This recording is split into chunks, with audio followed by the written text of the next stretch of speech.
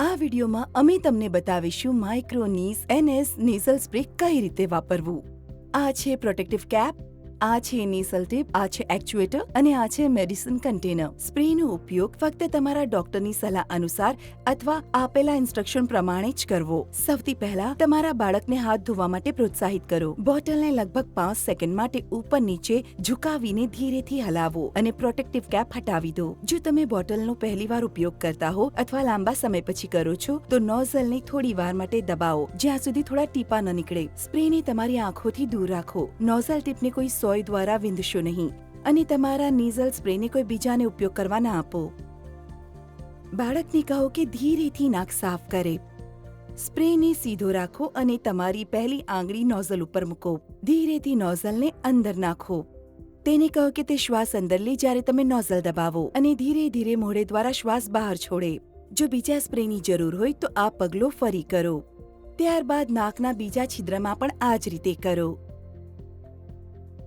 સાફ કરવા કે લૂછતા પહેલા થોડી રાહ જુઓ। તરત જ છીંકવા કે નાક સાફ કરવાથી બચો। ઉપયોગ પછી નોઝલને સ્વચ્છ ટીશ્યુથી સાફ કરો। નેઝલ સ્પ્રેને સાફ કરવાના નિર્દેશો।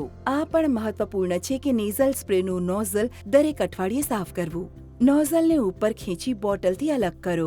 કેપ અને નોઝલને વહેતા પાણીની નીચે ધુઓ। ત્યારબાદ નોઝલ અને ડસ્ટ કેપને થોડો સમય ગરમ પાણીમાં રહેવા દો।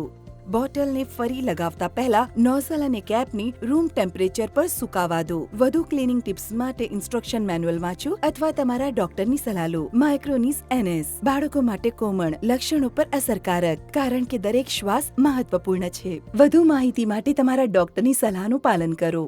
મહત્વના નિર્દેશો। આ પ્રોડક્ટનો તમારા ડોક્ટરની સલાહ મુજબ જ ઉપયોગ કરવો। રેકમેન્ડ કરાયેલા કરતાં વધારે ડોઝ લેશો નહીં। આની અસર થવામાં અમુક દિવસો લાગી શકે છે, પણ વાપરવાનું ચાલુ રાખજો। તમારી ટ્રીટમેન્ટને ડિસકન્ટિન્યુ નહીં કરતા જો ડોક્ટરની સલાહ ના હોય તો।